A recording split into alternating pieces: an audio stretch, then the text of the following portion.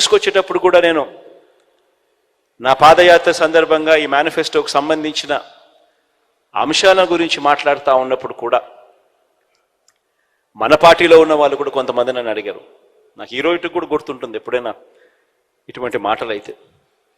అప్పల్ నర్సయ్య అయితే నాతో విజయనగరం జిల్లాకు పోయినప్పుడు, అప్పల్ నర్సయ్యను వచ్చినాడో లేదో నాకు తెలియదు, కానీ ఇక్కడ అప్పల్ నర్సయ్య అన్న మాట నాకు గుర్తుంది. అన్నాడు, నాతోనే అన్నాడు, ఇవన్నీ సాధ్యమేనా అని. అప్పల్ నర్సయ్యతో నేను అన్నా, ఇవన్నీ ఖచ్చితంగా చేసి తీరుతామన్నా అని చెప్పి.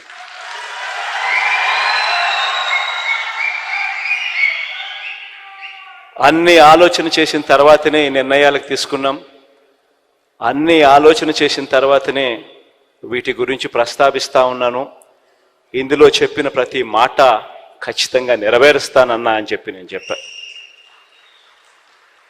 ఈరోజు 5 సంవత్సరాలు మన పాలన తర్వాత 2019లో బహుశా రాష్ట్ర చరిత్రలో ఎప్పుడు గతంలో చూడని విధంగా ఏకంగా 151 స్థానాలు, 175 స్థానాలకు 151 స్థానాలతో అధికారంలోకి వచ్చాం. 25 స్థానాలకు 22 ఎంపీ స్థానాలు గెలుచుకుని అధికారంలోకి వచ్చాం.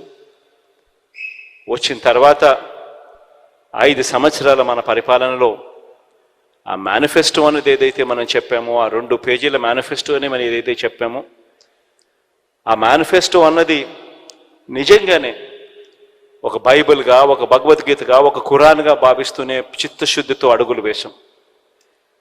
ఈరోజు 5 సంవత్సరాల తర్వాత గర్వంగా కూడా ప్రతి క్యాడర్లో ఉన్న ప్రతి ఒక్కరూ, రాష్ట్ర స్థాయి నుంచి గ్రామ స్థాయి దాకా కూడా ప్రతి ఒక్కరూ కూడా గర్వంగా వెళ్ళి ఎన్నికల ముందు అక్క ఇది చెప్పాం, చెప్పినవన్నీ కూడా చేశాం అని ఏకంగా 99% హామీలన్నీ నెరవేర్చి మేనిఫెస్టో తీసుకొని వెళ్ళి మళ్ళీ ప్రతి ఇంట్లో చూపించి మీరే టిక్కు పెట్టండి అని అడిగే నిబద్ధత, చిత్తశుద్ధి వైఎస్ఆర్ కాంగ్రెస్ పార్టీకి మాత్రమే ఉంది అని కూడా చెప్తా ఉన్నాను. ఈరోజు ఈ మాటలు నేను ఎందుకు చెప్తా ఉన్నానంటే, ఈరోజు రాష్ట్ర వ్యాప్తంగా 87% ఇళ్లకు, ప్రతి కాన్స్టిట్యున్సీలో ఏ కాన్స్టిట్యున్సీ తీసుకున్నా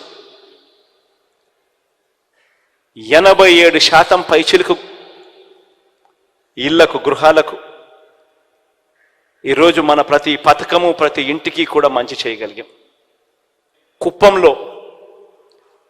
కుప్పం రూరల్ నియోజకవర్గం కాబట్టి అక్కడైతే ఏకంగా 93.29% ఇళ్లకు మంచి జరిగిన పరిస్థితులు అక్కడ ఉన్నాయి.